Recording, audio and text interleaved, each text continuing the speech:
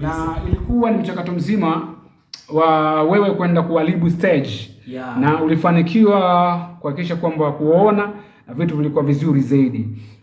Baada ya kupata nafasi ile kwenda kuperform na ile stage ambayo ulioiona pale, kabla ya kupanda ulikuwa unajiuliza nini mzee kwenye chako?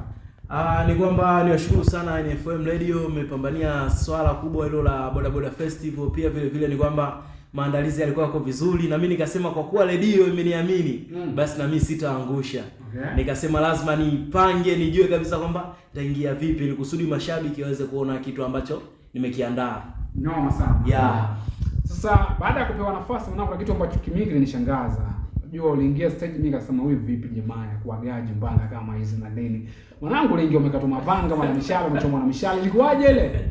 Kabisa ni kwamba unajua siku zote bwana penye hapa na njia. Ni kwamba nilipopata taarifa ya jukwaa la Boda Boda Festival kabla ya wiki 2 nilianza kwanza kujipanga. Nikawa naumiza kichwa, nafikiria nipande vipi na idea gani. Ni kwamba nikatumia akili, hivyo maisha yakaendelea, ila nitumia muda mwingi kutengeneza ile idea, ikawa imefanikisha kama vile nikaifanyia mazoezi, then nikasema ndatambulisha hicho kitu siku yenyewe ya Boda Boda Festival. Ulikuwa maisha ifanyia sehemu tofauti kwenye jukwaa tofauti, labda kwenye show sehemu ulienda ukafanya kile ambacho tukifanya pale kwenye Boda Boda Festival, au ilikuwa ni mara ya kwanza? Ile pale ni kwamba ilikuwa mara ya kwanza, na nisema kabisa hapa yani ni special kwa ajili ya NFM. Maana radio imeniamini, isitoshe kuna mashabiki wengi na palikuwa kuna watu wengi wageni rasmi. Nikasema hii idea nilionayo nitaizindua hapa ili kusudi watu waweze kujua kwamba kuna mwamba bwana na kabunifu fulani. Namshukuru Mungu ni kwamba nyinyi wenyewe mlisupport kwa kiasi kikubwa. Mashabiki wakanipokea kwa mikono yote miwili. Unatisha sana mwanangu.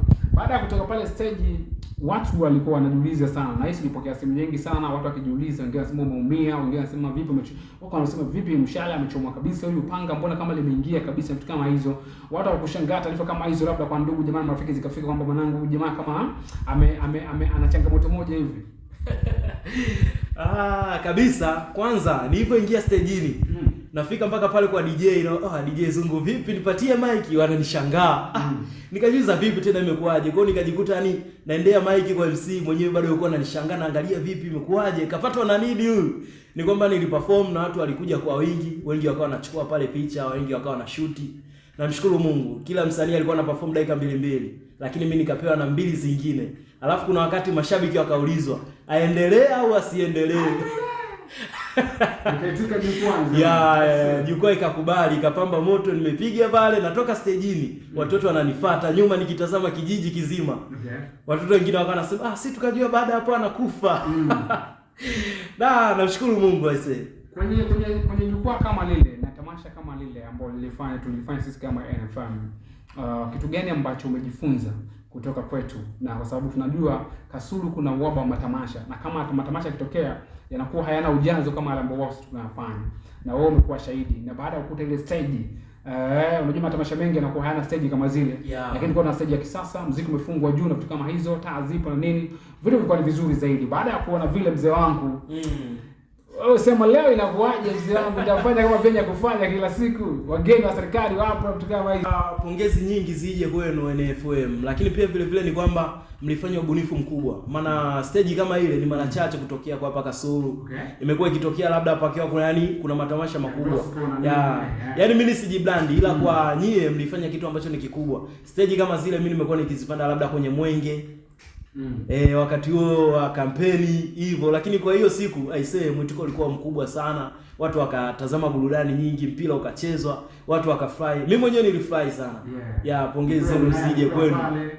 Viongozi wengi sana. Ilikuwa noma sana mwanangu, fresh.